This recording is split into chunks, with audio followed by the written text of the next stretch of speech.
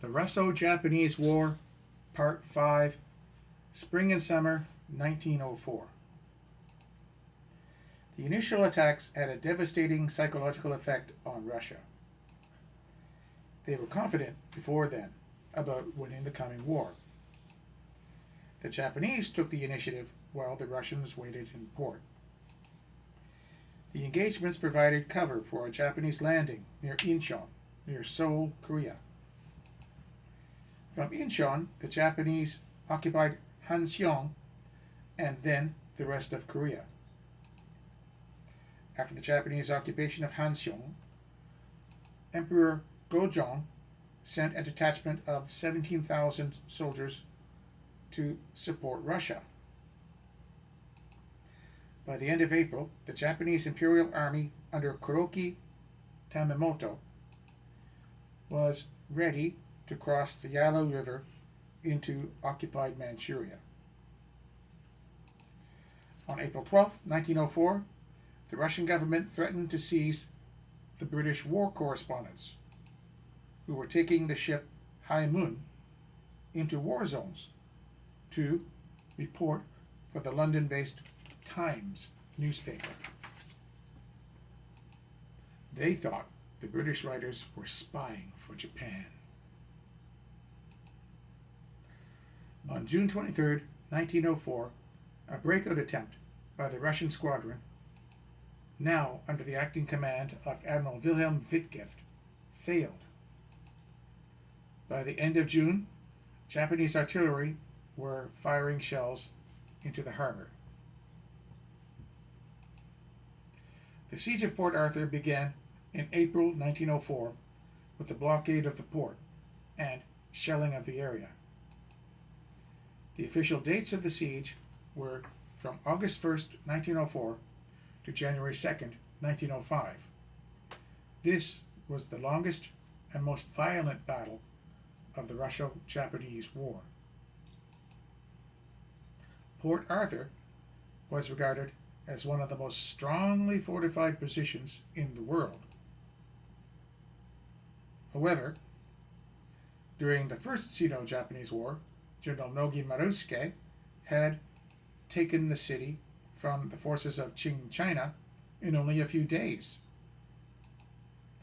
The ease of his victory during the previous conflict and the overconfidence by the Japanese General Staff in its ability to overcome improved Russian fortifications led to a much longer campaign and far greater losses than expected. The siege of Port Arthur saw the introduction of much technology used in subsequent wars of the 20th century, particularly World War I. This included massive 28-centimeter howitzers capable of firing 217 kilogram or 478 pound shells over 8 kilometers or 5 miles, as well as rapid-firing light howitzers. This battle also featured Maxim machine guns, bolt-action magazine rifles, barbed wire entanglements, electric fences, arc lamps, searchlights, tactical radio signaling, and the first radio jamming in response to that, hand grenades, extensive trench warfare, and the use of modified naval mines as land weapons.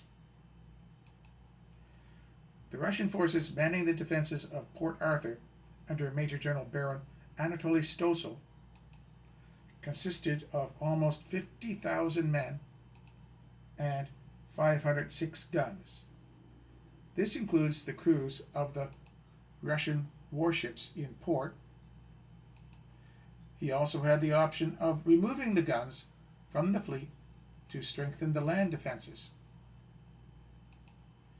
The entire population of Port Arthur at the time was around 87,000, which meant that a very high proportion of the population were combatants. Russian improvements to the defenses of Port Arthur included a multi-perimeter layout with overlapping fields of fire and making the best possible use of the natural terrain. Unfortunately for the Russians, many of the redoubts were still unfinished, as the huge amount of resources were in short supply, or were diverted to improving the fortifications at Dalny, further north on the Loudoun Peninsula. The outer defense perimeter consisted of a line of hills, including Xiaokushan and Takushan, near the Tahoe River in the east, and Namakoyama, Akasakayama, 174-meter hill, 203-meter hill, and False Hill in the west. All of these hills were heavily fortified. About 1.5 kilometers, or a little less than a mile, behind this defensive line was the original stone Chinese wall, which encircled the old town of Luxin from the south to the Linho River at the northwest.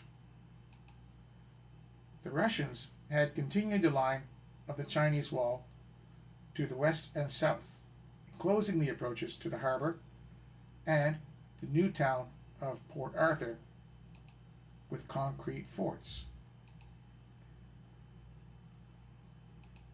machine gun emplacements, and connecting trenches.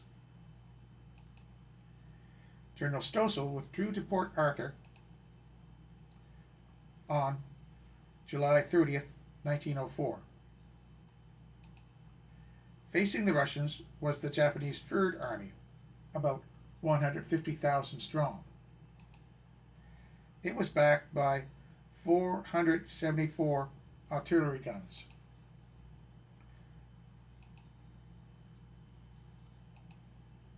Under the command of General Baron Nogi Marusuke, who took Port Arthur before. The shelling of Port Arthur began on August 7, 1904, by a pair of land-based 4.7-inch or 120 millimeter guns, and was carried on intermittently until August 19, 1904. The Japanese fleet also did shore bombardment. While this was happening, in the northeast, the army prepared to attack the two semi-isolated hills protruding from the outer defense perimeter. These were the 600-foot or 180-meter high Takushan, also known as Big Orphan Hill, and the smaller Xiaokushan, or Little Orphan Hill. These hills were not heavily fortified, but had steep slopes and were fronted by the Ta River. Even night attacks resulted in unexpectedly high casualties, as Russians used powerful searchlights to expose the attackers to artillery and machine gun crossfire. That didn't stop the attacks. Nogi resumed artillery bombardment the following day, August 8th. His assault stalled again, this time due to the heavy fire from the Russian fleet led by the cruiser Novik. Nogi ordered his men to press on regardless of casualties. There was some confusion in orders behind the Russian lines, which resulted in some units abandoning their posts. Many Russian troops held on tenaciously, and the Japanese finally managed to overrun the Russian positions, mostly through sheer superiority in numbers. Takushan was captured at 2000 hours, or 8 p.m., and Xiaokushan was captured the following morning. Gaining the two hills cost the Japanese 1,280 killed and wounded. The Japanese army complained bitterly to the Navy about the ease with which the Russians were able to obtain naval fire support. And in response, the Japanese Navy brought in a battery of 12-pounder guns with a range sufficient to ensure that there would be no recurrence of a Russian naval sortie. The loss of the two hills, when it was reported to the Tsar, caused him to consider the safety of the Russian Pacific Fleet trapped at Port Arthur. He sent immediate orders to Admiral Wilhelm Wittgeft, who was in command of the fleet after the death of Admiral Stefan Makarov, to join the squadron at Vladivostok. Wittgeft put to sea on August 10, 1904, and engaged the waiting Japanese under Admiral Togo Heichachiro in what was to become known as the Battle of the Yellow Sea. The idea was to link the two squadrons. Here's the Port Arthur squadron. Here is the Vladivostok squadron, to create a fleet strong enough to take on the Japanese fleet. Wittgeft believed in a fleet in being. This simply meant that they would just stay in harbor. This would also give fire support to the land battle. This seemed like the safest thing to do. This seemed passive, but it made more sense with the Russian Navy's doctrine. This was about building up strength by waiting for the Baltic Fleet, which was renamed the 2nd Pacific Squadron. Then they planned to fight the Japanese Navy in a decisive battle. The Viceroy, Yevgeny Alexeyev, didn't agree. He and Admiral Wittgeft did not get along. Alexeyev appealed to St. Petersburg, and Tsar Nicholas II replied that he agreed with him. Faced with an imperial order and threat of legal action, Admiral Wittgeft was ordered to sail for Vladivostok immediately. At 08:15 hours or 8:15 a.m. on August 10th, Admiral Wittgeft, flying his flag on the battleship Cesarevich, began leading his battleships from the harbor. At 09:55 or 9:55 a.m., his fleet had cleared the harbor entrance, and as Admiral Wittgeft's Pacific Squadron completed their exit, he wisely made a feint to the southwest to conceal his actual intent. This succeeded in delaying Admiral Togo's concentration of forces. Although Wittgeft's move bought him time, Togo still had made previous orders for his warships to assemble near Encounter Rock, just in case Admiral Wittgeft took that route. By 1100 hours, it was clear that the Russians were headed for the open sea. The Russian squadron consisted of the battleships Cesarevich, Retvizan, Poltava,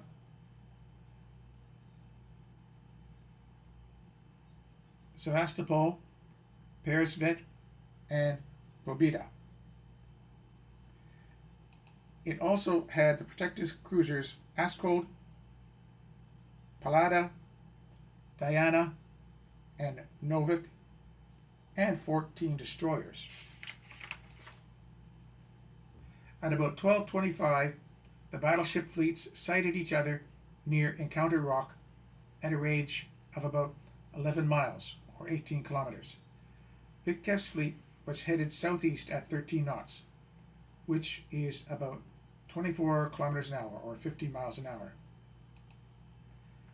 Admiral Togo was on an intercepting course, coming from the northeast at 14 knots, which is about 26 kilometers an hour, or 16 miles per hour. His fleet consisted of Japan's 5 surviving battleships, Mikasa, Asahi, Shikishima, and Fuji, and the obsolete battleship Chen Yen. He also had the armored cruisers Nishin and Kasuga, as well as 8 protected cruisers, 18 destroyers, and 30 torpedo boats. During this time, Admiral Dewa's 4 cruisers, the Chitose, Takasago, Yakumo, and here we have a difference in sources. One source says the 4th cruiser was the Yoshino, and another says the Asama. But anyway, that ship, the 4th ship, came into view. Fast approaching from the south at 18 knots, which is 33 kilometers an hour, or 21 miles per hour. Togo attempted to squeeze Admiral Witkeff's fleet between the 2 advancing columns. Just after 1300 or 1 o'clock p.m., Togo attempted to cross Witkeff's T and commenced firing his main batteries from the extreme range of more than 8 miles. Witkeff, from the battleship Retvizan, returned fire, but the range was too far, and neither side hit anything but water and fishes. Togo had miscalculated his speed when trying to cross the enemy's T, and Witkeff simply made a quick turn to port, maintained his speed, and increased his range from Togo's fleet. Within minutes, Admiral Witkeff was again headed for the open sea, and Admiral Togo's pincher move had failed. Admiral Dewa's cruisers had to turn quickly to avoid Togo's battle line. This had them break contact without having fired a shot. As Togo observed Witkeff's battle line move swiftly past his own in opposite directions, he quickly ordered each warship to turn around individually, which means in a line. This put his cruisers in the lead, but now parallel with Witkeff's battle line. At about 13:25 or 1:25 p.m., and again at a range of over 8 miles or 13 kilometers, Togo's battleships opened fire on Witkeff's flagship Cesarevich and Retvizan, hitting the Retvizan 12 times. By about 13:30 or 1:30, the Russian flagship had returned fire, knocking out Togo's wireless communications with 2 305mm or 12-inch shell direct hits at this extreme range. For nearly half an hour, the 2 battleships continued to pound each other, slowly closing their range. At 14:05 or 2:05, they reached about 3.5 miles, or 5.6 kilometers. At this time, both fleets let loose with their secondary 155mm or 6-inch guns. As the fleets continued to pound each other with all available guns, Togo's flagship was beginning to feel its wounds, and he tried to turn his vessel a bit due to the hits she was taking. She was hit 20 times. He urgently tried to have his cruisers engage the Russian battle line. With his radio shot out, he had to do this through radio relays from accompanying warships and flag signals. The Japanese cruisers had re-established contact with the Russian battle line, but were quickly driven off by their 305mm gunfire. Both battle fleets were maintaining about 14 knots, but again, Witkeff managed to get past Togo. The Japanese were forced to do a stern chase, following the Russians. By 14:45 or 2:45 p.m., the Japanese flagship had closed to within 7 miles, or 11 kilometers, of the trailing battleship Poltava, which had been unable to maintain its fleet's 14 knots due to engine trouble. Mikasa and Asahi began to pound Poltava, scoring several hits.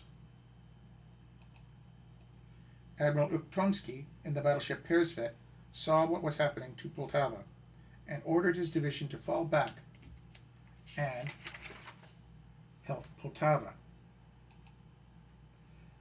They began concentrating their fire on Mikasa and Asahi. With the help to Poltava, as well as Poltava's fire, Mikasa and Asahi began taking too many hits, and upon the urging of his chief of staff, Togo used his superior speed to break contact. He then raced ahead of Vitkev's fleet to try to re-establish contact again under more favorable conditions. By 1520 or 320, the range was too far and the firing ceased. As the battleships had broken contact, Admiral Dewa tried to get into action with his cruisers, when suddenly the Russian battleships opened up on him. At about 1540, one 305mm shell hit Dewa's cruiser, Yakumo, from a range of over 8 miles. This was well out of range of his 203mm 8-inch guns. Admiral Dewa decided against having his 4 cruisers engage with any Russian battleships. By this time, only Togo's 6 warships, which were 4 battleships and 2 armored cruisers, were chasing Vitkev's 10 warships, which were 6 battleships and 4 cruisers. With darkness only 3 hours away, Admiral Vitkev believed that he had outranged Admiral Togo and would totally lose him when darkness came. Togo knew this too, and ordered 15 knots, or 28 kilometers an hour, 17 miles an hour, speed to catch up to the tail end of Vitkev's fleet. By 1735 hours, or 5:35 p.m., Togo had closed the range to within 3.5 miles of the again lagging battleship Poltava and opened fire upon her.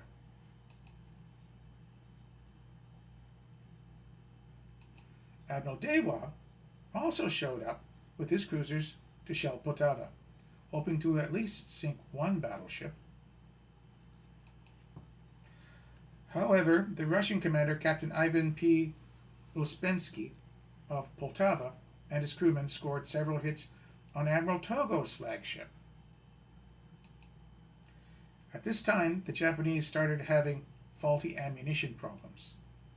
The Shimose shells loaded inside the 305mm guns began detonating prematurely inside the hot gun barrels, knocking out of action one 305mm gun on the Shikishima at 17:45 or 5:45 p.m. and 2 305mm barrels on Asahi at 18:10 or 6:10 hours. By 18:30 or 6:30, Togo had only 11 of his original 16 305mm guns still in action. Although the range had dropped to about 3 miles, the secondary batteries of 155 and 203mm guns were still ineffective, and Poltava and Peresvet, although heavily damaged, were still with the Russian battle line. By 18:30 or 6:30, Togo was still having trouble controlling his battleship's gunfire. Shikishima and Asahi were blasting away at the crippled Poltava. Fuji was shooting at Pobeda and Peresvet. The flagship Mikasa was dueling with the Russian flagship Tsarevich. No IGN warships were shooting at the battleships Retvizem and Sevastopol, which allowed them to freely blast away at Mikasa. With darkness only 30 minutes away, the Japanese flagship Mikasa almost was no longer combat effective, and Russian gunfire seemingly becoming more accurate and effective with each shot. The flagship signaled to Asahi to take over the shooting and be the lead Russian battleship. This was known as a battle handoff.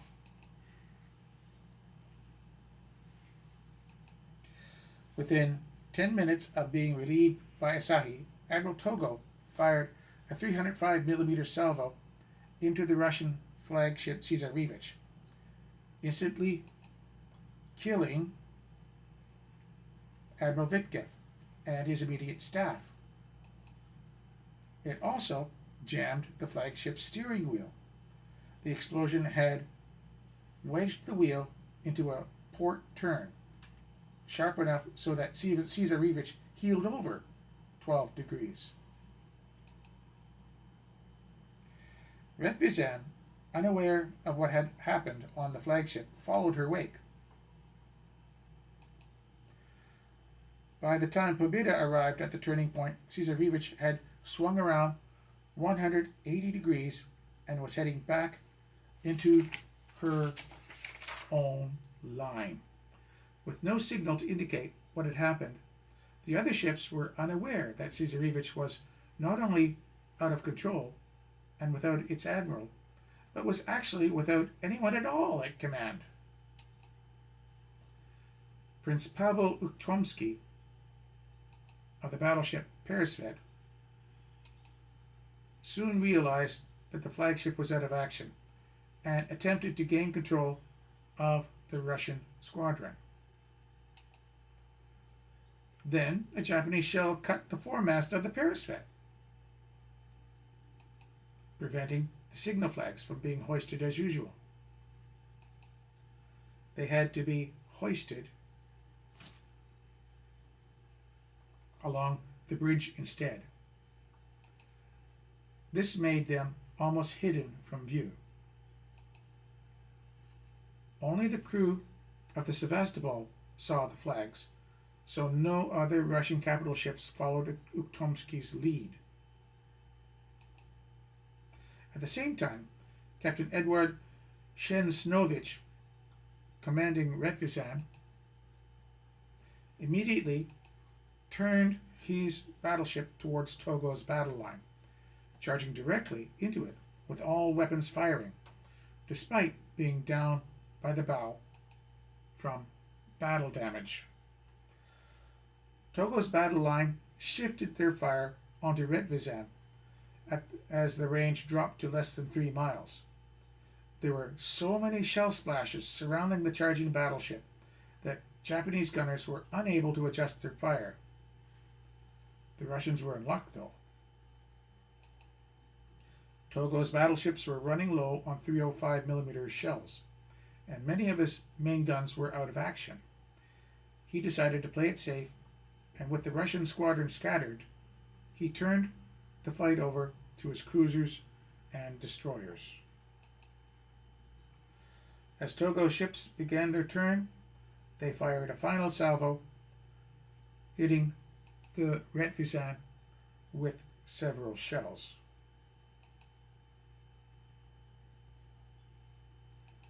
One of them seriously wounded Captain Shensnovich in the stomach.